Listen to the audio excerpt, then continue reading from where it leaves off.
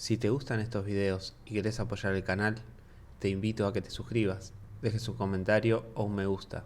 Suscribirte y un like no cuesta más que 2 clics. Muchas gracias por tu apoyo.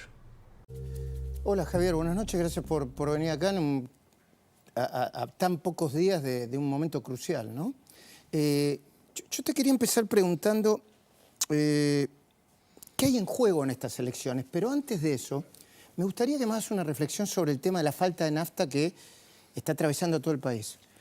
Bueno, me parece que es una postal por adelantado del futuro que nos va a traer Massa en caso de ser presidente.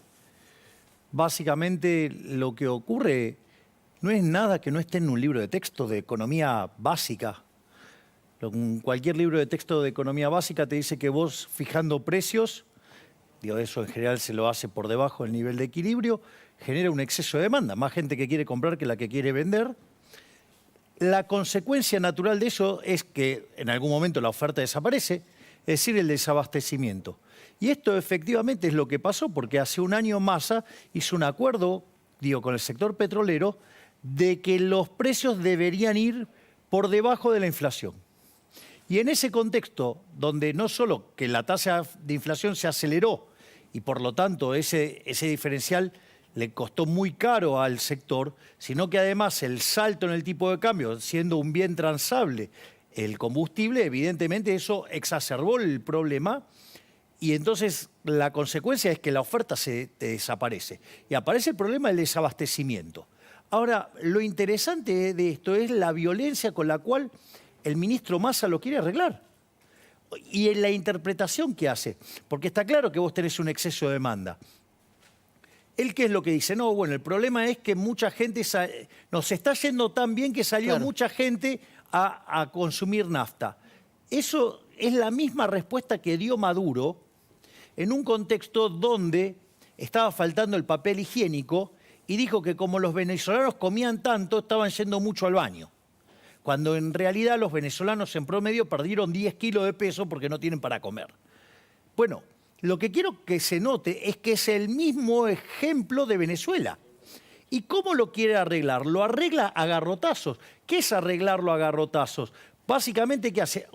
Hace una amenaza a los oferentes que si ellos no ponen el combustible, lo que va a obligarlos es a que no puedan sacar ningún barco. Ahora, enseguida vamos a escuchar a Massa lo que dijo hace minutos, pero yo además me pregunto, si Massa tiene tanto poder y tanta capacidad, ¿por qué no le pega un telefonazo al presidente YPF y dice, mete la nafta inmediatamente en las estaciones de servicio, que esto se soluciona en un minuto, en vez de amenazar a todas las petroleras con que si el martes no está la nafta, no vienen los barcos? Bueno, seguramente él ya debe tener la situación encausada y por eso pone ese último momento como para mostrar que tiene poder.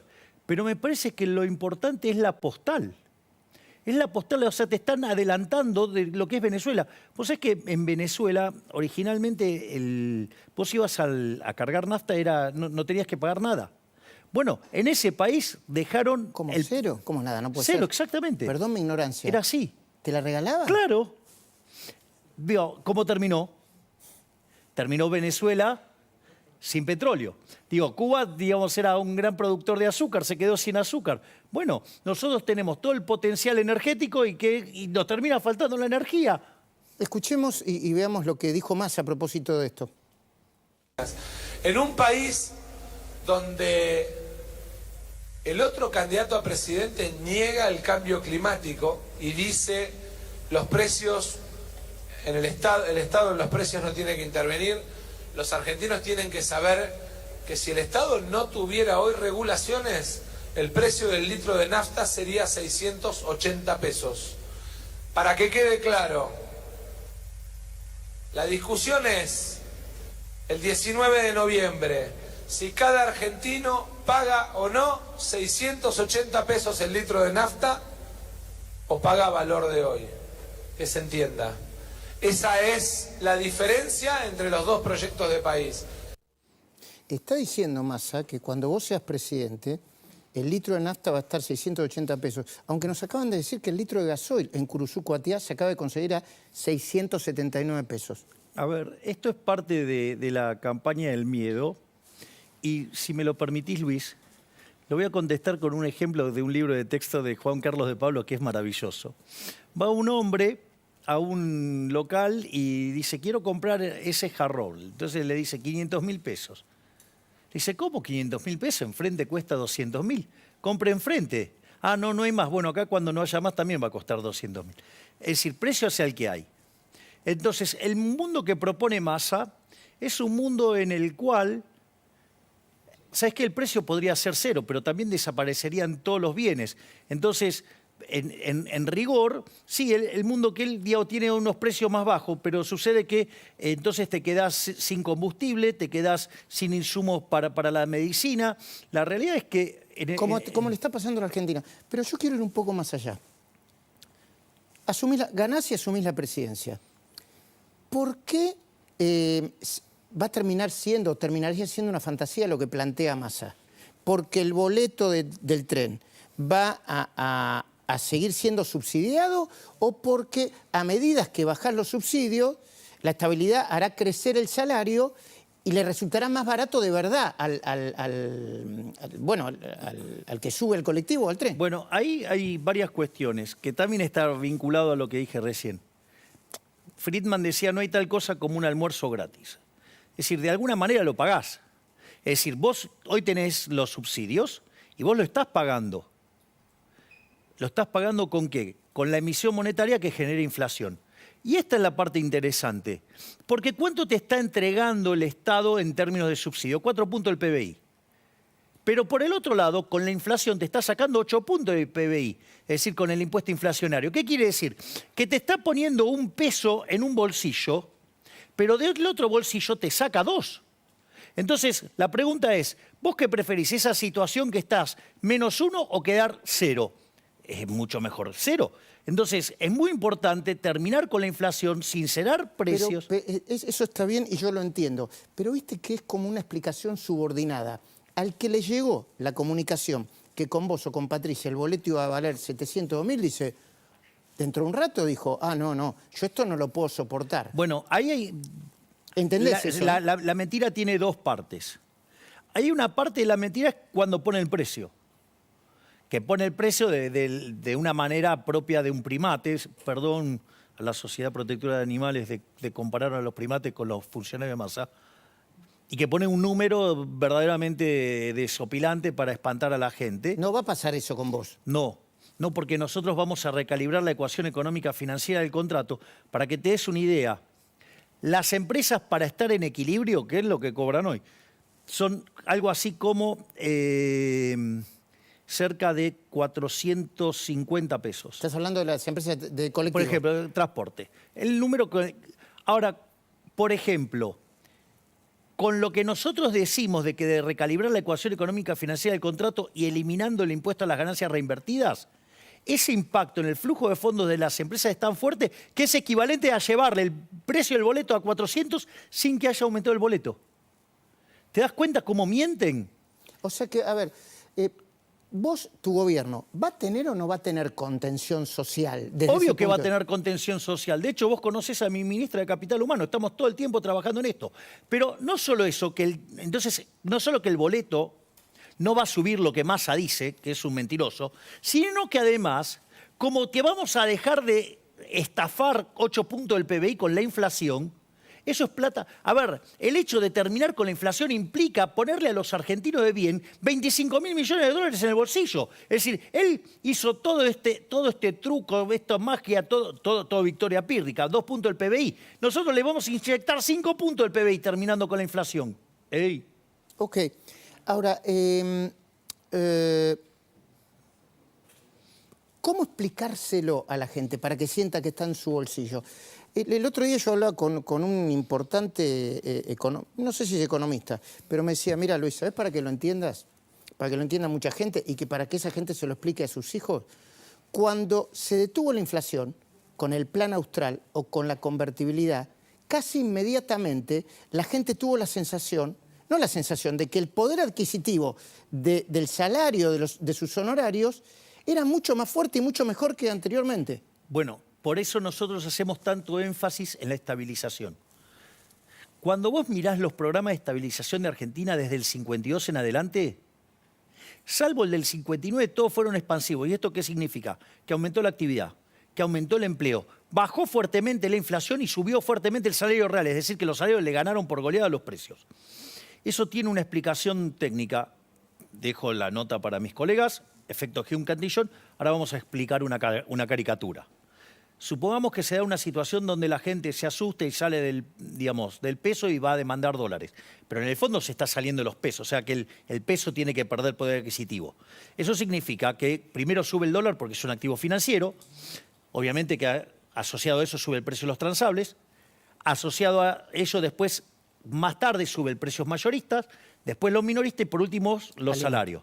¿Esto qué quiere decir? Que cuando vas en ese sendero hacia adelante, digo, a los trabajadores los estás matando. De hecho, hoy 1/3 de los trabajadores viven por debajo de la línea de la pobreza. Claro que sí. Pero estamos hablando de trabajadores formales. Sí, sí. Entonces, Con trabajo y que eran la aristocracia de la clase media no hace tanto. Ahora, vos fíjate esto. Esto es porque perdió poder adquisitivo el dinero respecto a todos los demás bienes. Ahora, ¿qué pasa? Todos tarde o temprano se van a empatar. Entonces, una vez que vos estabilizaste, sube el dólar, ya no sube más. Los transables no suben más. Los mayoristas suben un poquito más los minoristas. ¿Y cuál es el precio que más sube de todo? Los salarios. Vos vas a tener una recuperación de los salarios fenomenal. Es decir, por eso es tan importante. Porque aparte, no solo que hoy el impuesto inflacionario son 8 puntos del PBI, sino que además a los que más le pega es a los que menos tienen. Entonces, la mejor política social, si vos querés ser el campeón del progresismo, termina con la inflación. Porque a los que más vas a favorecer es a los que menos tienen. Porque les pega 30 veces más fuerte a los que menos tienen. Entiendo, Javier. Te voy a pedir un favor, Matías. Poneme los 11 puntos del acuerdo entre Milei, Macri, Patricia Bullrich. Ponelo en la pantalla. En un segundito nos vamos a detener en eso, ¿no? Pero lo cuento rápidamente para ilustrar. Mantener la educación pública. No eliminar la coparticipación. Mantener la prohibición de ventas de armas. Mantener prohibición de ventas de órganos. Defensa de la diversidad lesbiana, LGBT, respeto a la libertad de expresión. Después me gustaría hablar sobre la libertad de expresión. No romper las relaciones con China, Rusia y Brasil. Creo que quedan 3 más. Pero yo quiero preguntarte, con el fondo de esta... ¿Puedo hacer un punto? Sí, cómo no. Nosotros, en la reunión donde con la señora Bullrich, con la coordinación del presidente Macri, nosotros hicimos un pedido de disculpas mutuas, que además fue sincero. Y te voy a decir, entre nosotros, la verdad que teníamos bastante ganas de arreglarnos. Ambos. Sí. Digo, si no... dicho esto... ¿Fue un aprendizaje para vos? Sí, absolutamente. ¿Político y humano? Sí, digo, en las dos direcciones, pero yo creo que las dos partes hemos reconocido esta situación. Porque si vos te recordás, Luis, algo que yo sistemáticamente he propuesto antes de las elecciones era que armáramos una nueva fuerza, que compitiéramos en ese nuevo espacio y que el que ganaba, ¿sí?, conducía y el que perdía acompañaba. No lo pudimos resolver en ese momento de esa manera. Terminamos llegando a las elecciones. Por un lado está la continuidad, que es Massa. Massa es la continuidad de este modelo decadente. Bueno, esto es lo que te iba a preguntar. ¿Qué hay en juego en estas elecciones? Claro, digo, Massa es la continuidad del modelo decadente. Massa es la casta. Massa, digamos, tranza con los empresarios prebendarios. Massa está rodeado de políticos chorros. Massa tranza con lo que tiene que ver con los sindicalistas tranza que entregan a los trabajadores. Massa, digo, tiene vínculos con algunos periodistas, digamos, que su accionar deja mucho que desear. Es decir, Massa tiene un ejército de profesionales que defienden cosas aberrantes. O sea, esa es la continuidad de la decadencia. Él es el rey de la casta. Digo, no hay más casta que Massa. Eso por un lado. Por el otro lado está el cambio. Y ahí hubo dos expresiones de cambio. Digamos, un cambio liberal, donde hay una versión más abrupta, que es la de la Libertad Avanza, la nuestra, y una versión más moderada, que era la que lideraba la señora Bullrich. Bueno, yo valoro fuertemente este apoyo incondicional que hace la señora Bullrich y el presidente Macri. No, porque lo que quiero que quede claro es que a mí no me condicionaron nada. Es decir, esto en realidad tiene que ver con los puntos bases que defiende Juntos por el Cambio y que va a ponerlo en la agenda como límite, pero a mí no me condicionaron nada, a mí no me condicionaron en ningún momento. Y yo te digo, en el 90% de la cosa estamos de acuerdo. Claro. Entonces, hay una palabra que es política y humana, la palabra moderación. No la considerás una mala palabra vos, ¿no? No, pero cada uno tiene una visión de las cosas. Y una manera de comunicarlas y expresarlas. Exactamente. Entonces, en ese contexto, ¿qué es lo que yo quiero decir? A ver, cuando vos tomás su programa de política y el nuestro, digo, en el 90% de las cosas estamos de acuerdo. Es decir, muchas de las cosas quedó claro que era mentira, vos mismo lo señalaste, digamos, no sé, la venta de órganos, la venta de bebés, o sea, todas mentiras, o sea, y nosotros las hemos explicado, quizás no lo hicimos todo lo exitosamente que podríamos haber sido. Es probable. O fuiste demasiado vehemente, o demasiado extremo. Por eso seguro, digo, errores se cometen, digamos, soy humano, ¿qué querés? Cometo errores. No, o sea, eso es normal. No, claro que sí. O sea, digo, lo normal sería no cometer errores. Pero te doy un ejemplo. En el tema de los periodistas y la libertad de expresión, yo quiero ser muy claro acá.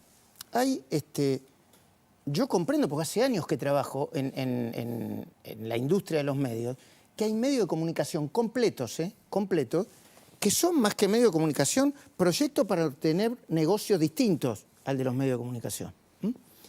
Está claro eso. Que tienen a su servicio periodistas corruptos, gerentes corruptos, que no les importa menos la información que sus negocios particulares y que están dispuestos a transar con el poder de turno, se llame Massa o como se llame.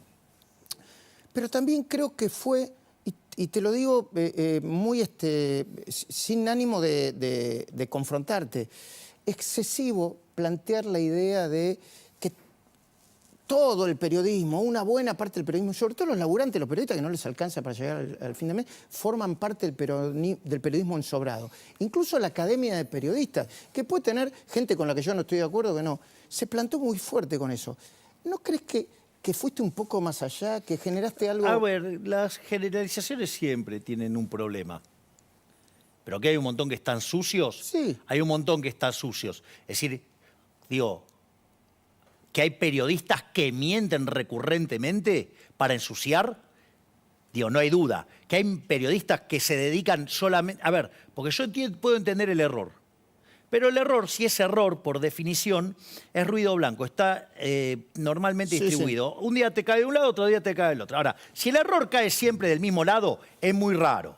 Es muy raro. Entonces, si vos todo el día el error te cae del mismo lado, mira, a mí, digamos, o sea, es un problema estadístico. Entonces, y bueno, entonces, si quieren mantener un espíritu corporativo para proteger a los corruptos, bueno, digamos que se hagan cargo los que quieren ponderar el espíritu corporativo para proteger a los corruptos. En nuestro caso, digo, no hablo por mí, hablo por muchos colegas de La Nación Más también, no por todos, por muchos colegas. Bueno, está bueno que aclares, no por todos. No, claro, yo no estoy ni en la cabeza, pero acá, bueno, a nosotros al contrario, nos acusan de ayudarte de tantas veces que viniste, nos acusan de ayudarte a generar a alguien muy competitivo como el que sos ahora. Pero yo quería preguntarte esto. Vos te das cuenta, ¿no?, que es una visión retrógrada de cómo se ven las cosas desde la oferta. Es como que vos, a ver, le podés imponer la oferta a alguien. O sea, si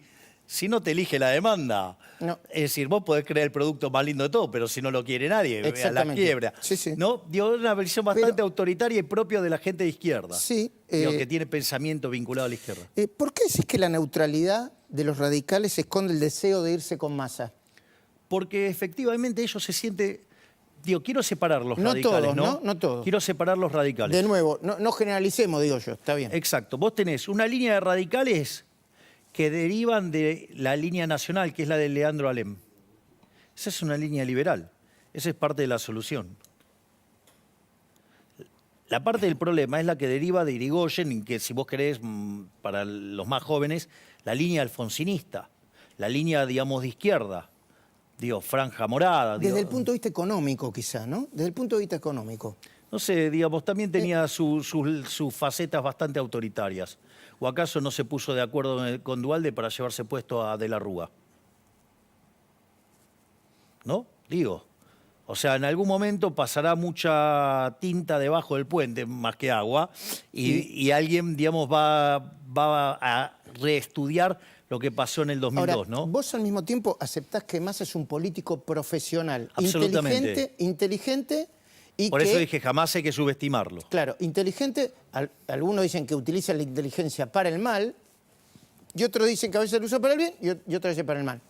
Matías, te estoy desordenando un poco. Hoy Massa empezó a imitar o a tomar las banderas de Raúl Alfonsín, las banderas de Raúl Alfonsín. Va por el buen camino. Más Va por el buen democrático. camino Pero- porque lleva la tasa de inflación en la punta es 300%. Sí. Tiene una relación en el Banco Central de pasivos remunerados, base Pero- monetaria, peor que la que tenía, digamos, el primer trimestre de Alfonsín. Pero, Así que digo, quizás le Javier, está copiando la hiper. No, no ese Alfonsín. El Massa que hoy en Tucumán imita al expresidente diciendo, y si algunas veces nos encuentran al lado del camino, esa mística de la vuelta a la democracia, que no tiene nada que ver con la economía, Javier, y para mucha gente es valorable. Está empezando a tomar esa bandera, sin ningún prurito, porque Pero de vuelta, nosotros tenemos una alternativa que es democrática y mucho más democrática que lo que es el kirchnerismo. ¿En qué sentido mucho más democrática? Y porque básicamente no es muy democrático esto de, por ejemplo, utilizar los medios del Estado para... En veda, para decir en veda que el boleto las con cosas vos- del boleto. Sí, pero esto no lo hicieron solamente en los medios de transporte, lo hicieron en ANSES y con, digamos, todo el tiempo sembrando la campaña del miedo. Es decir, y utilizar los recursos públicos para eso no está bien. O sea, y hacer negocios con el aparato del Estado, digamos, eso tampoco está bien. Pero Entonces, ¿comprendés que va hacia un verosímil en donde como vos apareciste con la motosierra... pero la motosierra tiene que ver con el tipo de ajuste No, que entiendo. nosotros proponemos. A ver, vamos a ponerlos así, Luis. Sí. Argentina está al borde de la peor crisis de su historia. La peor crisis de la historia porque tiene, de vuelta, un desequilibrio monetario Peor que la 2001. que la previa del Rodrigazo, tiene una relación pasivos remunerados sobre base monetaria en el Banco Central peor que el primer trimestre del 89, la previa de la hiper de Alfonsín, y tiene indicadores sociales peor que el 2001. Más del Es decir, 40% de pobreza. exacto, un por lo desastre. tanto, digo, indigencia. por lo tanto, estamos con algo que está a punto de estallar y va a ser un desastre colosal. Inexorablemente, lo digan como lo digan, acá hay que hacer un ajuste. Ahora, el punto es quién paga el ajuste. ¿Massa qué propone? Massa propone, como ha pasado en los últimos 100 años en la historia argentina, que el ajuste lo pague el sector privado, que lo paguen los argentinos de bien, que lo paguen los honestos. No, yo dije no, en mi caso no, que el ajuste lo pague la política. La motosierra no va contra la gente, la motosierra va contra los políticos chorros. ¿Qué gasto de la política? Por ejemplo, ¿Qué gasto espurio de la política? pero por ejemplo, para mí lo más escandaloso es la obra pública. ¿Me entendés? Vos podés ir a un sistema de iniciativa privada. No decís que no va a haber más obra que no va a haber más obra que le pueda servir a todos, se llame obra pública o no, sino el tipo de obra pública que hoy propone. ¿Podemos decir que son obras de infraestructura? Claro. Bueno, pero en lugar que la haga el Estado, que la hace mal, cara, ineficiente, podés utilizar el mecanismo de iniciativa privada a la chilena y te ahorraste 3 puntos del PBI. ¡Ey! Tremendo número. También, digo, podés eliminar las transferencias discrecionales, sí, que es un elemento por el cual el Poder Ejecutivo se la pasa apretando a gobernadores. ¿Sí? No solo eso, digo, podés ir a una eliminación de los subsidios, pero recalibrando la ecuación económica financiera del contrato, pero sobre todo por el impacto que tiene en dejar de emitir dinero y bajar la inflación. Perfecto. Te interrumpo con esto para no dejar colgado esto. Lo que yo te decía de Massa, que lo que hace de manera inteligente Massa es viajar hacia el supuesto centro, que los dos están buscando y que vos también estás buscando, se te nota, mejor para vos, ¿no? Supongo que y para lo que querés buscar, pero lo hace de esta manera, que lo debe tener estudiado, por algo lo debe hacer. Mirá. Luchamos y marchamos para constituir la Unión Nacional, para afianzar la justicia, para consolidar la paz interior, para proveer a la defensa común, para promover el bienestar general y asegurar los beneficios de la libertad para nosotros, para nuestra posteridad y para todos los hombres del mundo que deseen habitar en suelo argentino. ¿Entendés que se alfonsinizó? Supongo que para hablarle a los votantes de Lustó, de Gerardo Morales, supongo.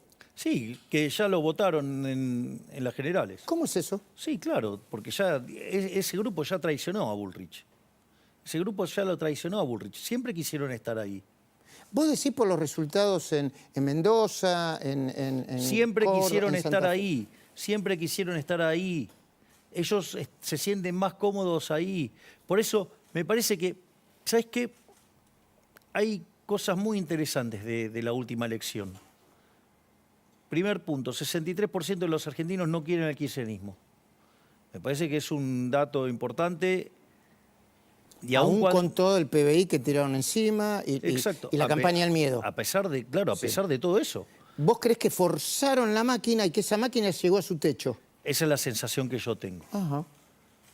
Otra cosa más que yo veo. Si vos te fijás, voy a hacer dos lecturas. Por favor. Una que tiene que ver con la libertad de avance y otra después más general, más importante todavía. Vos fíjate, nosotros sacamos el 30% de los votos con un discurso liberal, libertario, limpio, ¿sí? De frente, no maquillado, digamos, Sí. O sea, yo diría muy espontáneo y hasta poco profesional porque se le fueron las puntas de la moderación. Pero eso lo digo yo. Por eso, a lo que voy es lo siguiente. Eso es el máximo registro que tuvo una expresión liberal en la historia argentina, desde la ley Sáenz Peña para acá. ¿Comprendes que es con el estado de situación y no porque, con todo respeto, no porque vos te llamés Javier de nombre y Milei de apellido, que hay un contexto? Hay un contexto, ¿no? Digo, estas cosas no nacen de un repollo. Sí. No, digo, Sos el emergente. Digo, exactamente. No me creo el centro del mundo ni de casualidad. Ahora bien, además si eso pasara, mi rabino estaría fallando, lo cual, y yo lo considero una superestrella. Así que eso no... Digo, no entendí lo último, pero no importa. No, porque hay toda una cuestión, digamos, vinculada al ego. Digo, de tener el ego en caja. Y una cosa que es muy importante, tener el ego en caja. ¿Lo estás tratando de tenerlo en caja? Yo digo, absolutamente lo tengo en caja. Digo, una de las cosas que creo que se vio con mayor claridad en la nota que hicimos con Johnny Viale el lunes fue esa, es decir, mirá, digamos, o sea, este cachetazo sirvió para poner los patitos en orden de algunos que estaban medios desalineados. Y digamos, y para ver algunos errores que había que corregir también. Digo que propios. Exactamente. Dicho esto, pero además no existe en la historia, digamos, del planeta, digamos, que un liberal libertario consiga estos números. Y menos que logre entrar en un balotaje. Por lo tanto, estamos frente a un evento histórico. Digo, esa, si vos querés, la parte chiquita, porque es lo que nos atañe a los liberales libertarios. Pero hay algo que es más fabuloso. Hay el 53% de la población que votó por un cambio hacia la libertad. Esto me parece, esto no hay registro en Argentina, que alguien que quiera abrazar las ideas de la libertad coseche el 53% de los votos, o sea, en dos expresiones que compitieron por el cambio, una se impuso, y por eso yo valoro tanto la humildad y la grandeza de la señora Bullrich y del presidente Macri. Es decir, bueno, hubo dos expresiones de cambio, eligieron la que lidera Milei, acompañemos a esto. Porque dicho sea de paso, si hubiera pasado al revés, yo hubiera hecho lo mismo. ¿Qué hubieras hecho? Acompañar, de la misma manera, acompañar. Ahora, vos comprendés, por ejemplo, algunos dirigentes radicales está claro que están más cerca de Massa que vos, ¿no?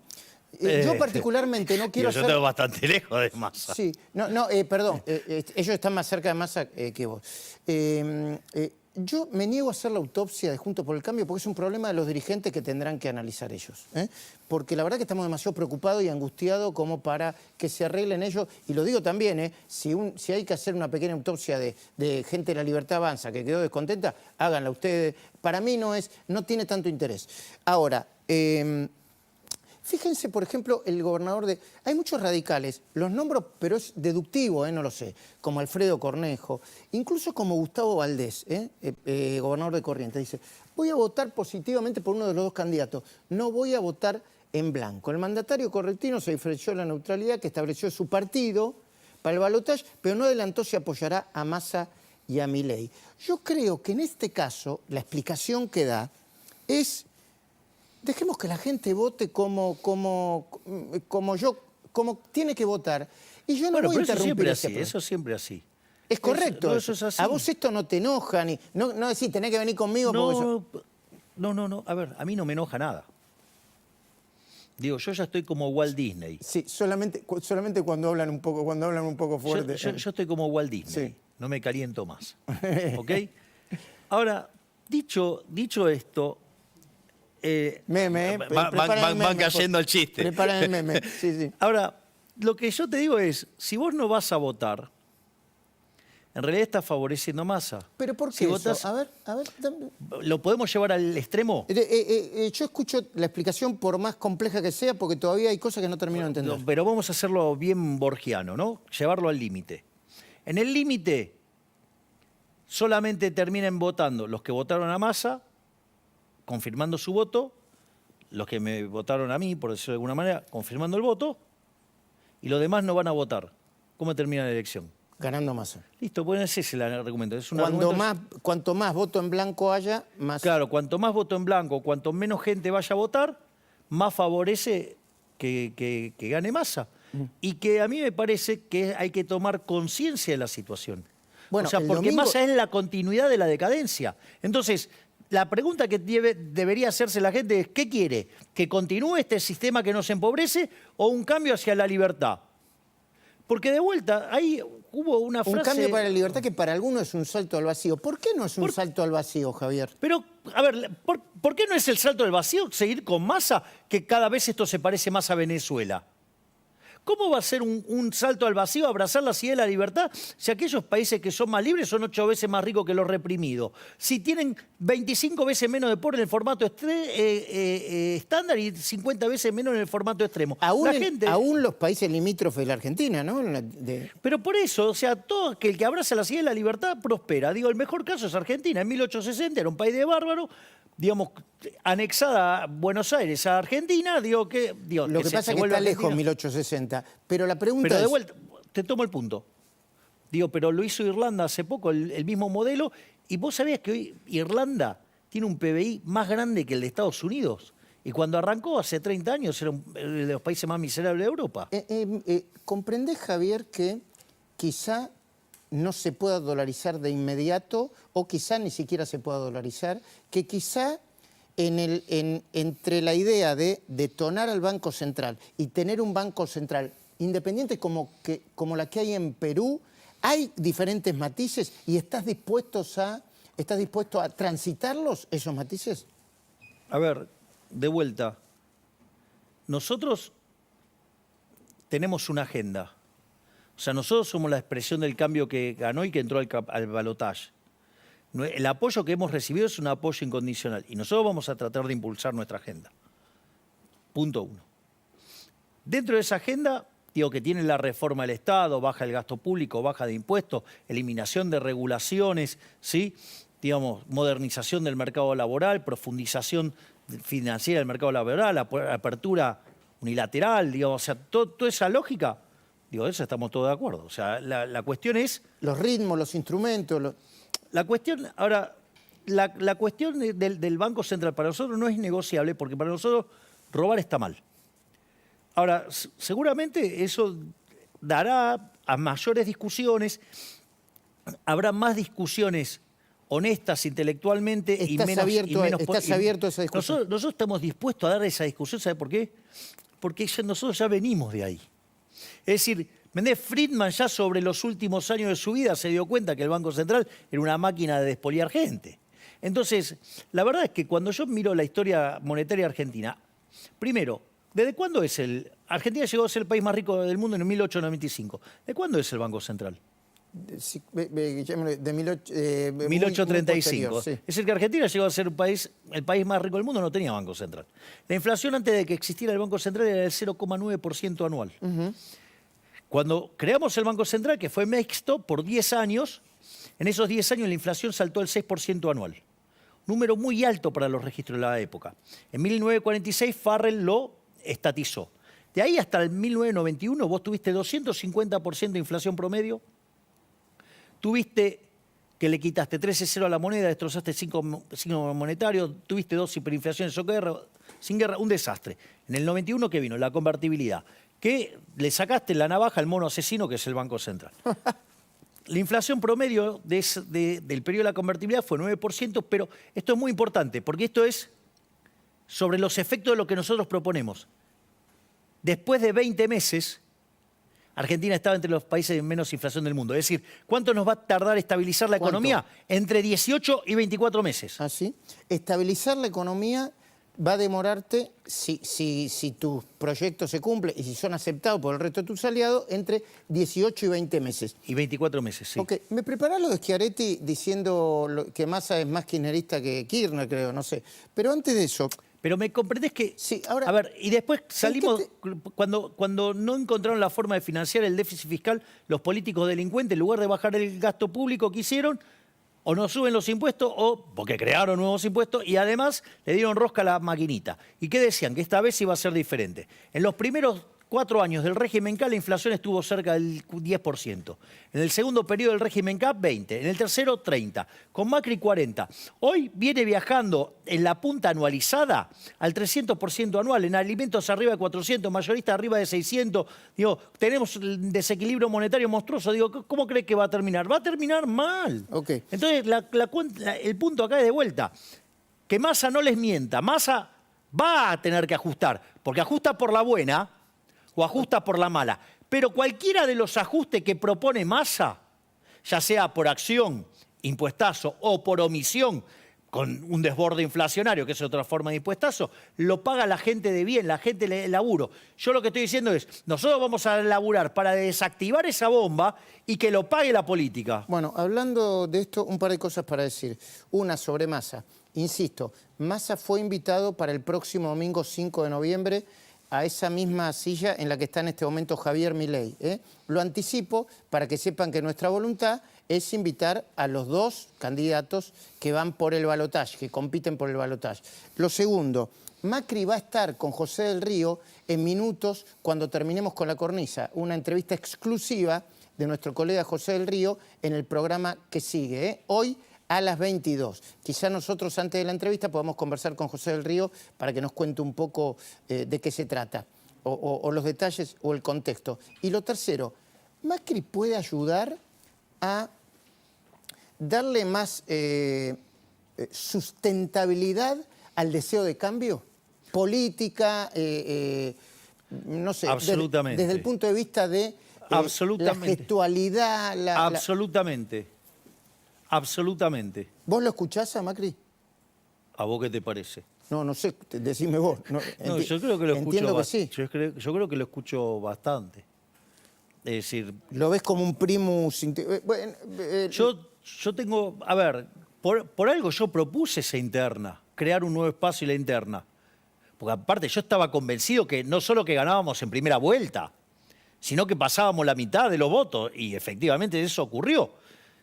Yo creo que eso tanto el presidente Macri como la señora Bullrich lo vieron perfecto y se dieron cuenta que la demanda de cambio hacia un mundo liberal es muy fuerte en Argentina, es muy fuerte, y que si sabemos imponernos a la continuidad que representa Massa de la casta y el statu quo empobrecedor, es una oportunidad enorme, enorme. Porque, fíjate esto, el riesgo que tenemos es que, a pesar de que estén tan golpeados, cometer errores desde el otro lado que lo que sería perder contra Massa, siendo que el 53% de los argentinos eligió un cambio hacia la libertad. Sería un verdadero despropósito. Por eso yo valoro tanto el gesto de humildad y grandeza tanto de la señora Bullrich como del presidente Macri. Y debe haber unos cuantos más que ahora van a estar apareciendo. Además de Pinedo, dicen que probablemente Santilli se pronuncie. Están esperando como pronunciamientos individuales y en cascadas. Hablando de Macri, acaba de decir, creo que se lo dijo en una nota de Eduardo Feynman, le hicieron a Milei lo mismo que me hicieron a mí, una campaña del miedo terrible. Sí, de hecho... En 2015, ¿no? Exactamente, él lo explicó. Yo escuché esa nota, es una nota verdaderamente... ¿La que hizo Eduardo? Sí, de colección. Son 39 minutos 15 segundos, pues casi te diría, casi 40. Ah, ¿lo viste? No, sí, me tomé el trabajo de escucharlo. ¿Querés que te ponga los ejemplos que dio para decir esto? Y una de las cosas maravillosas que dijo es justamente la campaña del miedo, cómo, digamos, después del debate sale muy arriba de Scioli y sin embargo con terminan la campaña 52 a 48, sí, una un cosa punto y medio de diferencia, fue tremendo. Por ahí tenemos después recuerden los porcentajes. Pero dale, Matías, mándame lo que me dijiste sobre los ejemplos. Esto lo tuiteó Javier Milei. No solo voté a Milei, son textuales de Macri, ¿no? Entiendo. Sí. No, esto tiene que ver con trolls. Ah, son bots de Twitter que publican exactamente lo mismo. Lo mismo, exactamente. ¿Qué es esto? Bueno, una de las cosas que sucede es que vos vas a una entrevista y te operan con noticias falsas. Arman noticias falsas y las tratan de establecer con... Algunos son bots y otros no son bots. A mí humildemente me pasó, y nunca le presto tanta atención, pero a mí me hicieron decir, y hay mucha gente que todavía me para por la calle, que yo comparé a Alberto Fernández con Mandela. Nunca lo hice, nunca se me ocurriría, ni cuando asumió, ni antes. Y la repiten. Vos estás hablando de esto. Por eso, entonces, ¿qué es lo que sucede? Yo estaba haciendo la nota con Esteban Trebuch, y nada, el ruido que había en el estudio era verdaderamente... Sí. No estamos hablando... Porque ruido hay normalmente, pero el ruido que había era verdaderamente bochornoso, no era propio para ningún tipo de entrevista. Y entonces en un momento pedí que por favor dejaran de... Y eso lo tomaron como un acto violento. Digo, propongo que vean o sea, súper educado. Ahora bien, un periodista con la complicidad de su superior, por decirlo de alguna manera, utilizó eso para decir que yo estoy loco porque escucho voces. Es grave. Es grave, digamos, periodistas y algunos supuestamente serios mintiendo de manera tan desaforada. Entonces, la realidad, después la información apareció, pero yo una de las cosas...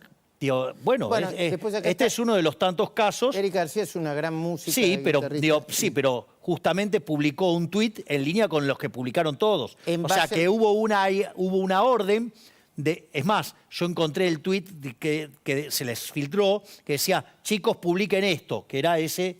Entonces, ¿ves? Está acá. Chicos, lamento decirle que después de la entrevista... Es el mismo, es el mismo. Sí. Entonces, son un montón, ¿ves? Sí, entiendo.